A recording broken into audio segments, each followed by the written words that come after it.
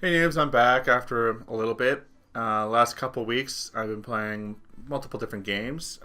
Mostly a lot of Monster Hunter 3 Ultimate for the Wii U. This is actually like the first game came out for the Wii U and it was Monster Hunter Tri, and this is actually like the HD remake. Uh, really, basically, if you're buying this game for like a fantastic story where characters grow and develop over time and become like stronger as characters and people. You're not going to get that with this game at all. The whole point of the game is you're hunting monsters. That's it. If you ever play Pokemon and said to yourself, God, I wish I could beat the crap out of the monsters instead of my monsters themselves, then this is the game for you. Basically, this is the storyline in a nutshell. Earthquake happens in the village. Village blames monster. They recruit Hunter to hunt said monster. Get a brand new Hunter. Hunter refines skills to fight monster. Finds out it's a different monster. The end. That's the entire game. The strength of the game is literally fighting the monsters. You go out, you discover like new lands, you explore them, you harvest like mushrooms and like honey and stuff like that, or herbs to build things that will help you on your quest, and then you go out and you go on different hunts, and the different hunts will present you with like different challenges, and you have to learn the monsters like attack patterns and whatnot. And then when you kill or capture said monster, you get their parts, and then you use their parts to build armor and build weapons. And then from there, you go and fight a bigger and better monsters to build bigger and better armor. And the monsters like vary from like at first you'll fight like little like dinosaurs called Jaggies, the trolley like assholes of the game, where every map has Jaggies on them in some shape or form, and they just there to like annoy you. And then you'll fight like you'll go up to like fighting monster bears or like monster rabbits, which Roy will provide you a picture for what they look like. I'll help them. And then and then you go on from like fighting like different types of dragons, like the Rathian, the queen of the land, or the Rathalos, which is the king of the skies, or like the terrible sea serpent, the Legacress, or the Zinogre, the monstrous giant electric wolf. So it's just sorted from all different monster, like based on like mythical creatures and stuff like that, and it's really fun. And then it gets even more fun. It gets even better when you like go online and you play with friends, because now you're hunting. Well, everything's better when you play online, right? Like everything must have online all the time. Even games that like really don't need it, like must have some crappy version of online. But it's not for like this. The online for this game is really good, and easy to find groups. You can just join to any groups, and all the quests are sectioned off into like different ranks. G rank being the highest, I think. I think it might be something higher than G rank, but I haven't seen it yet. But really good time, really fun. Monster Hunter Ultimate 3 for the Wii U gets my official stamp of approval. So that was it for my review half. The other game I played this last couple of weeks was Final Fantasy XIV: A Realm Reborn. Apparently, they tried launching it the first time, FF14 like online, and it kind of like crashed and burned and like died in a horrible flamey death. But so they decided to rebuild it. That's the reborn part, with like a new design team. And I hadn't played the first one, like the one that crashed and burned, but I played this one, and it's actually really good. I feel some of the like the way they ported it kind of weird because I played it on the PS4. For the controls, it kind of takes you used to, but once you get used to everything, it's really nice. It's got fantastic music, looks really good. Attacking's pretty simple. It's, communicating with other players is pretty good. I still gotta play more of. I still have to play more of it, but I'll let you people know as it goes on. So that's it for the gaming section, and we'll just move on to this spew of news that I found for character reveals.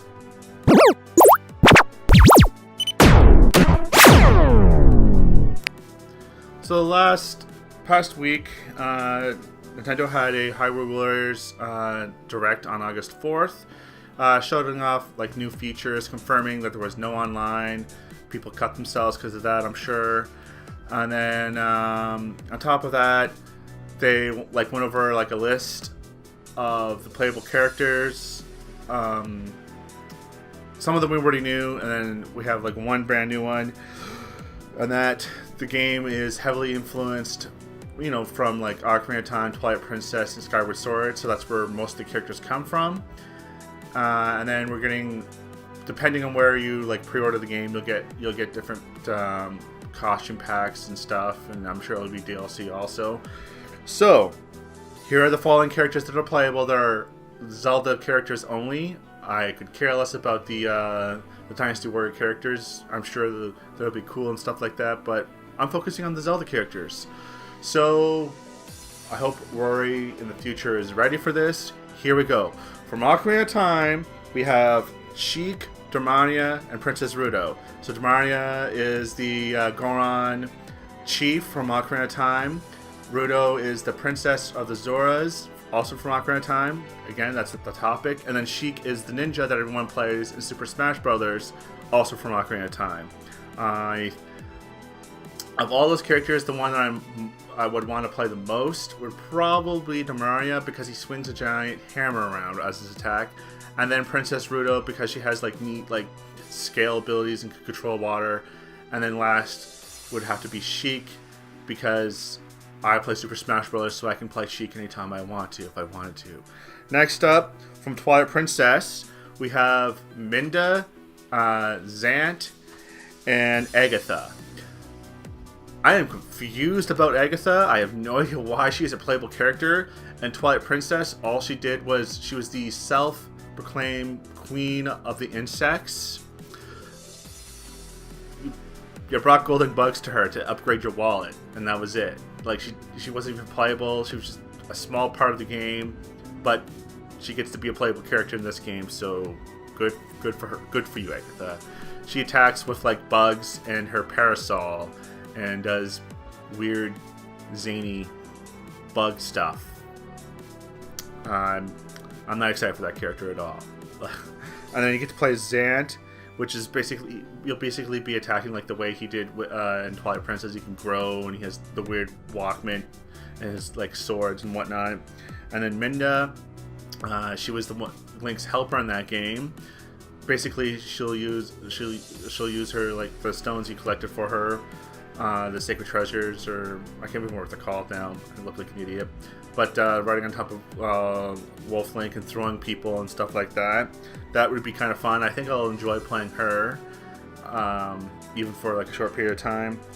And then from Skyward Sword, we'll have Fi or Fi, however you want to pronounce her name, Girahim, and Impa. So Impa would be kind of interesting. She's been in like a bunch of Zelda games, but the character design they're using is specifically from Skyward Sword. She'll have her cool sword be cool Impa in her cool way. It will look really cool. And then Girahim, he will play like the way he was in Skyward Sword.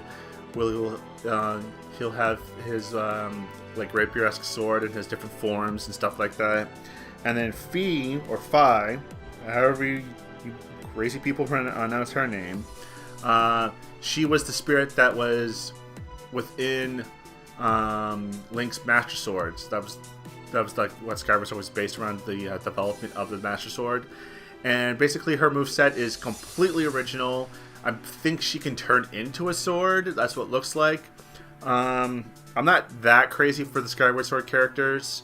I mean, They look cool and whatnot. I mean, I'll probably try Impa, but I don't know, they look cool.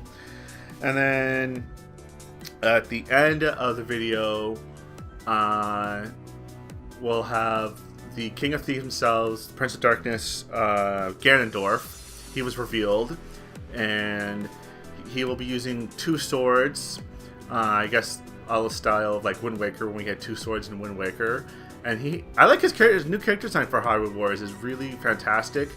Roy will put up a nice cool picture for how he looks for his new design for Hyrule Warriors. And then like the DLC I talked about before, you'll get different packs depending on where you. Well, I'm assuming it's going to be DLC, but if you reserve a copy at like GameSpot or Stop or Amazon, or I don't believe the other place has been revealed yet. I want to say it was Best Buy, but you get different packages. So one's a Twilight Princess package, one's the Ocarina of Time package, and one's the Skyward Sword package. And costumes will change, so you can play. If you don't like the way Ganondorf looks in Hyrule Warriors, you can use the Skyward Sword. Well, he hasn't won the Skyward Sword, so you can use the Twilight Princess one or the Ocarina of Time. So that comes out in North America September 26th. It's already released in Japan now. I finally confirmed that. I was guessing these last couple of weeks when it was coming out. Been officially released in Japan like a couple days ago as of this video. So if you don't want any spoilers, avoid the internet. That's all I can say. Moving on from there, still with Nintendo. Pokemon released a bunch of new Mega Pokemon! So we have Mega Altaria with which will give it the fairy typing and pixelate, which is kind of hilarious. I was talking to my friend about this, about people how that's gonna just kind of like bitch slap poor Garchomp in the face, because it would be like, Garchomp, you predict Earthquake, switch into Altaria. Earthquake misses due to Altaria being dragon flying. So then Garchomp's like, okay, Outrage. And then you Mega Evolve into Mega Altaria, and it gets fairy typing, so Outrage it's now immune to Outrage, so it misses again. So just stupid shenanigans with Altaria. Out of all of the designs for all the new Megas, Altaria, I feel is like the simplest, like all the new designs incorporate something new to the Pokemon. Like, for example, Heracross turns into like a different type of beetle. Well, Altaria is just, to me, just looks like the simple preschooler, add more cotton. Add more cotton. Just slap on some more cotton. New Mega. That's the new Mega for Altaria. And then on top of that, we got Mega Lopunny, which I would have. Well, when I first heard about this, I would have never guessed. But with the last Mega I'm going to announce, I don't know. I felt this came out of like left field, wasn't even in the right park. But really like Mega Lopunny's new design with the black looking like ripped pantyhose or pants or something like that. To keep up with that, it gains the fighting type, which is kind of cool. So it's fighting normal and a Scrappy ability, so it can high jump kick ghost Pokemon in the face thanks to Scrappy. Or it can actually hit Sableye and Spiritomb for super effective now because it can hit ghost types. So that's kind of neat. I don't know how well it'll do in competitively. It might increase the play a little bit, but I don't think it'll completely shake the metagame or anything like that. And on top of that, we have Mega Salamence. I kind of like his design. I heard people like tearing it apart and stuff like that. I kind of felt the wings look cool, and someone compared it to like a spaceship, which is kind of neat, I guess. It kind of goes with the whole theme about how it always wanted to fly, as like Bagon and stuff like that. So now it gets to fly really fast, being a spaceship. And it has the ability Aerolate, which what Mega Pinsir has. But if you don't know what that is, it makes it so its normal moves become flying moves. So it can basically just toss around really powerful normal type or flying type returns, which is a move for Pokemon. So that's pretty exciting. So that's it. That's it for the show this week. No collection piece, kind of news heavy. I'm sure Rory will have a fantastic time editing. So until next time, make the internet your bitch!